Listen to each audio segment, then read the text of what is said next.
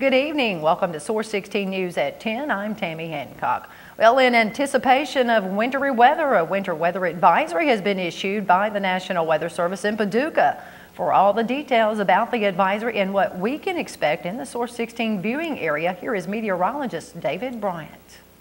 Thanks, Tammy. And some of that snowfall already moving in a little sooner than anticipated from where we were looking at it earlier in the day.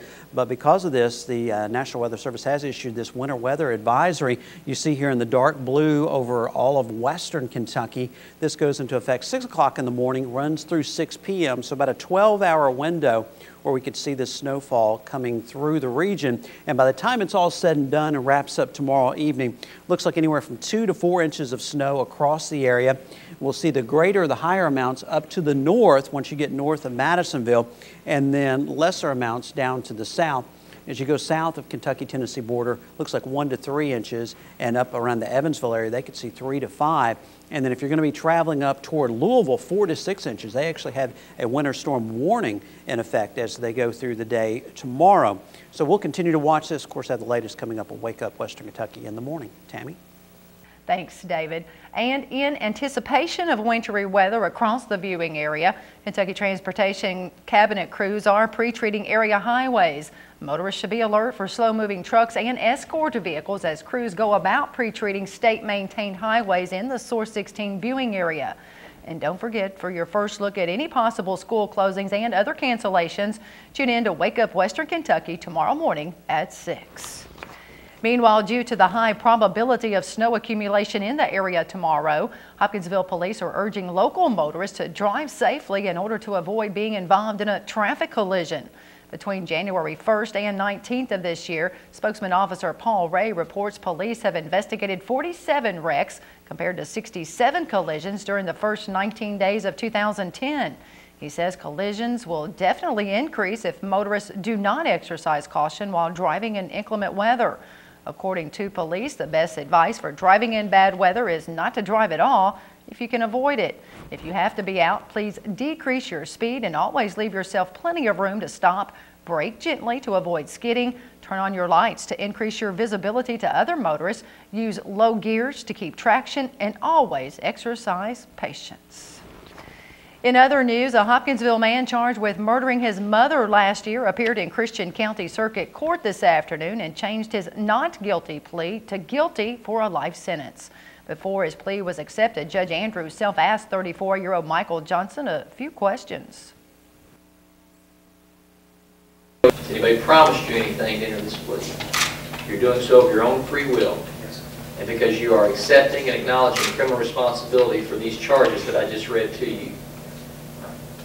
You've been represented by Mr. Beard in this matter. Have you had the opportunity to discuss all this with him? Yes.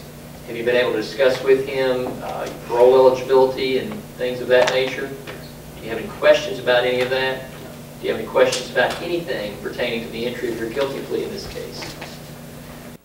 The 34-year-old is charged with the August 23, 2010 death of his mother, 54-year-old Deborah Johnson, at her Schaefer Street mobile home and violating an emergency protection order she filed just days before her murder.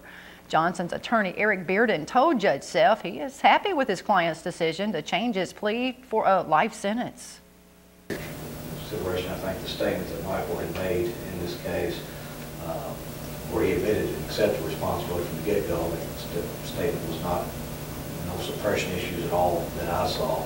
I do feel like this is a fair resolution of these charges. Since Johnson admitted to violating the emergency order of protection, his case was eligible for the death penalty but was dropped due to his admission. In addition, Johnson will have to serve 20 years of his sentence before he is eligible for parole. Johnson was arrested by Hopkinsville police August 24th at a Fort Campbell Boulevard hotel. According to an autopsy result, Deborah Johnson died of asphyxia by compression or an inability to breathe.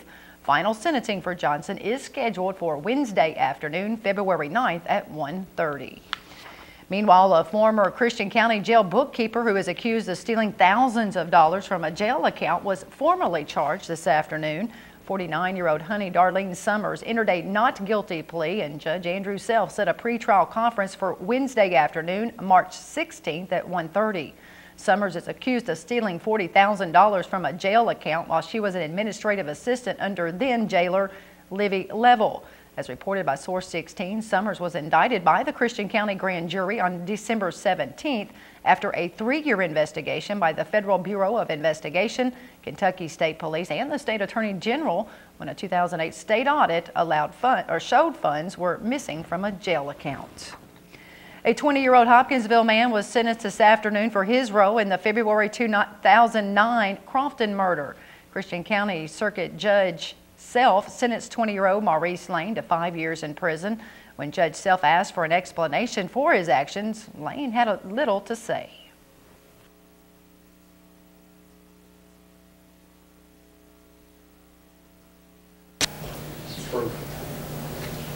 Any explanation?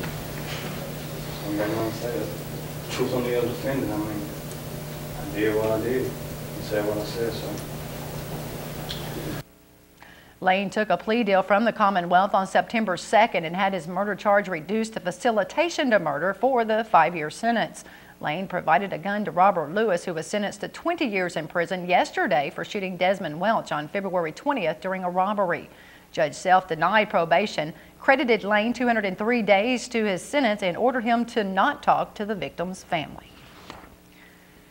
In other news, a home in northern Christian County was destroyed by fire early this morning. 10 firefighters from the Mannington and Crofton Volunteer Fire Departments responded to the home at 305 Empire Road, Crofton around 1:30. Mannington Fire Chief Lewis Brooks told Source16 when firefighters arrived at the home, owned by Ryan Hicks, it was fully engulfed and all of the occupants were outside of the house. He says they attacked the fire from the outside, but the home was already too far gone. However, firefighters did save 2 buildings beside the home that contained rabbits and puppies. He says a natural gas meter at the home had to be turned off, which affected other residents in the area, but he noted the natural gas was restored to the homes today.